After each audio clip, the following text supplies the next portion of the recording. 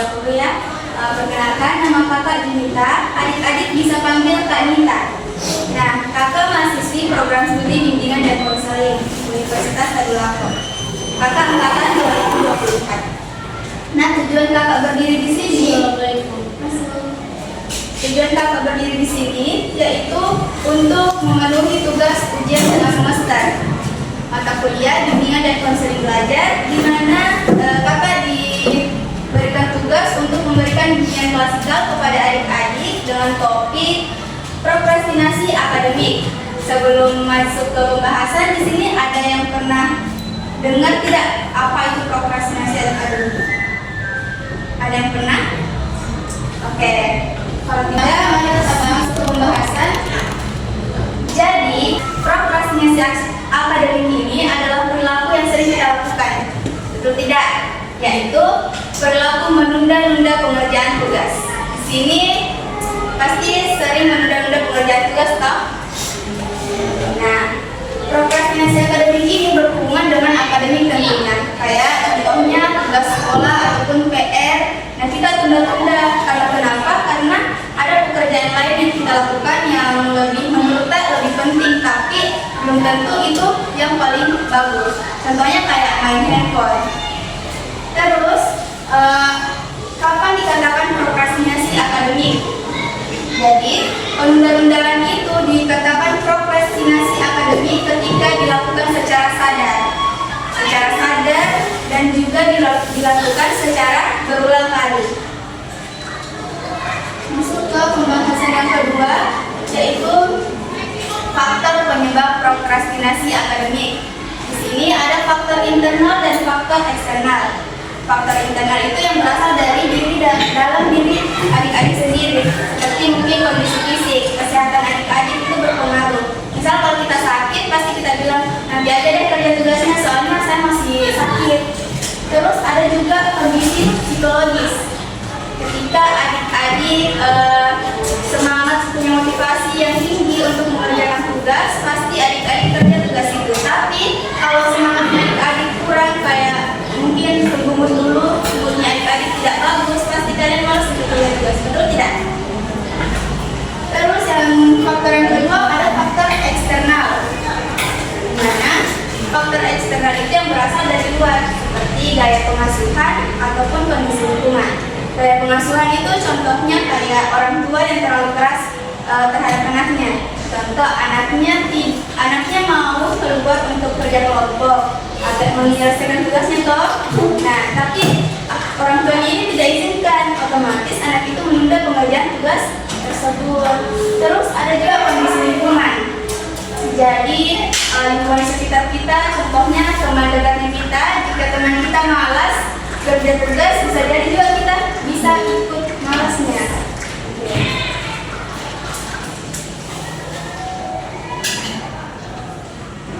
Nah, terus dampak prokrastinasi akademik ini. Jadi jika kita menunda-nunda tugas, yang pertama itu performa akademiknya kita rendah, nilainya kita rendah. Karena kenapa? Karena dampak yang kedua, tugas tidak terselesaikan dengan maksimal.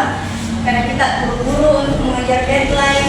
Nah, kita mengerjakannya itu ugal-ugalan, tidak lagi memikirkan benar atau salahnya, betul? Nah, terus yang ketiga ada rentan mengalami kecemasan yang tinggi. Ketika kita sudah menyelesaikan tugasnya kita, tapi dengan cara ugal-ugalan itu tadi, dan kita berpikir pastinya, bagaimana ini tugasku, pasti teman-teman pasti lebih bagus karena saya baru kerja sekarang. Dan kecemasan itu mempengaruhi percaya dirinya kita. Kita jadi kurang percaya diri, kurang percaya akan kemampuan dalam dirinya kita dalam mengerjakan tugas tersebut karena kecemasan tadi.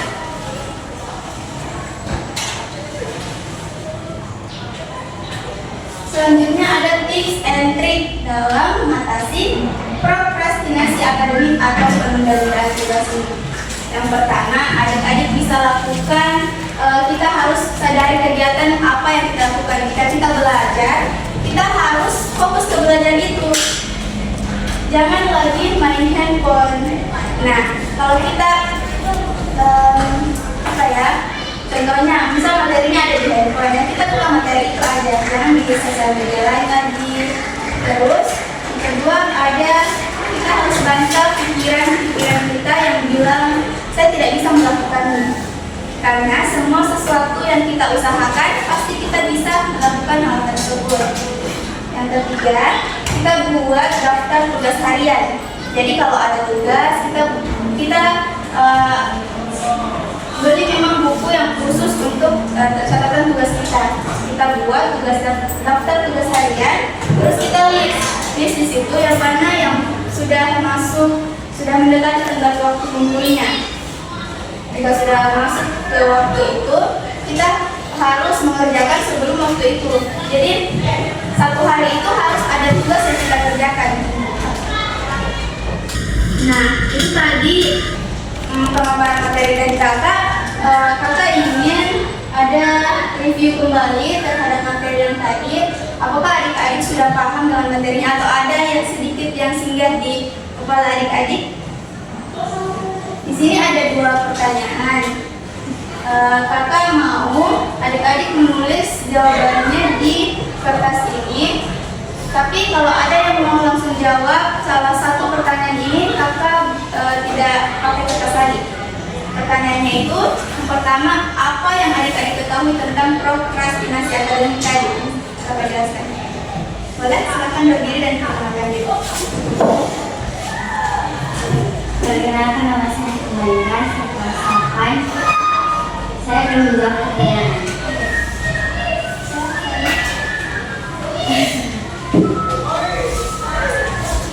Yang saya ketahui dalam prokrastinasi akademik adalah menunda pekerjaan atau tugas. Tangan berteman.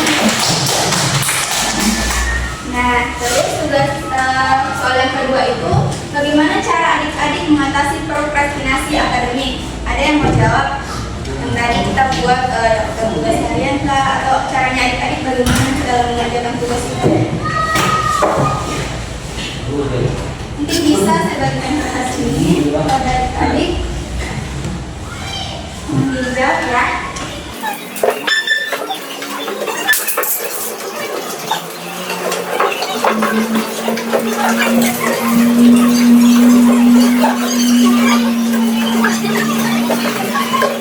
Apa yang adik-adik ketahui tentang prokrastinasi akademik yang kakak jelaskan tadi? Ya singkat aja. Terus kakak juga ingin tahu bagaimana caranya adik-adik ini dalam mengerjakan tugas. Apakah mempunyai cara kayak tadi yang saya kakak jelaskan buat daftar harian atau bisa dilakukan dengan fokus pada pengerjaan tugas itu.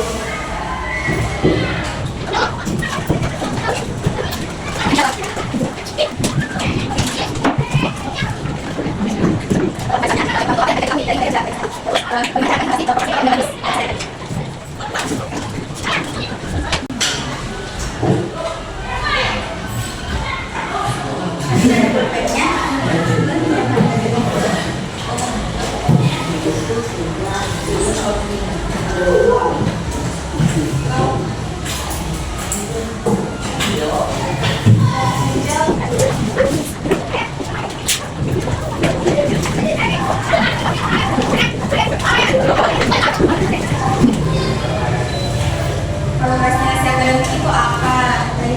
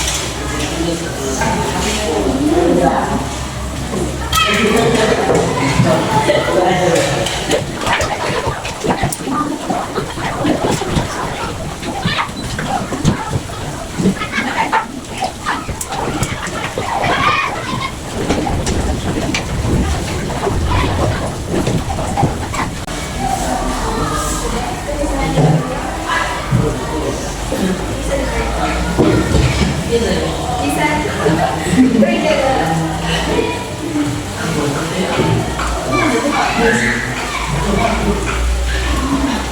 soal nomor 2, bagaimana caranya adik-adik itu mencegah penundaan tugas? Tugasnya adik-adik.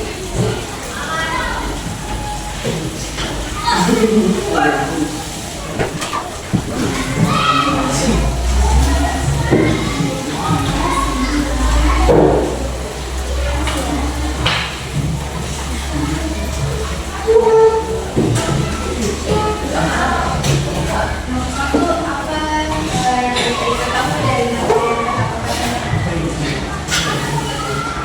prokrastinasi akademik itu apa?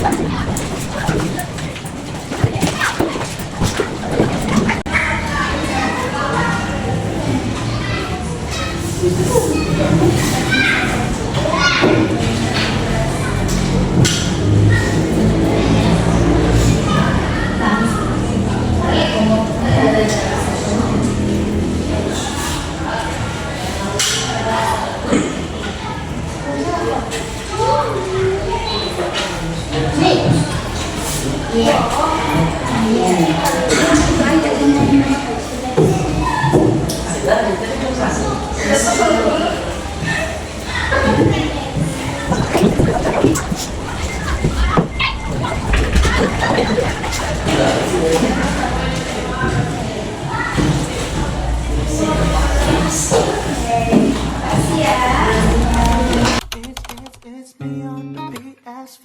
Another damn game turned to a late night. A couple throat words, miss like a fight. And make a doghouse a cold white night. Sekarang sebelum kakak sendiri, kakak ingin adakan ice breaking. Mungkin bisa dulu mejanya disatukan gini,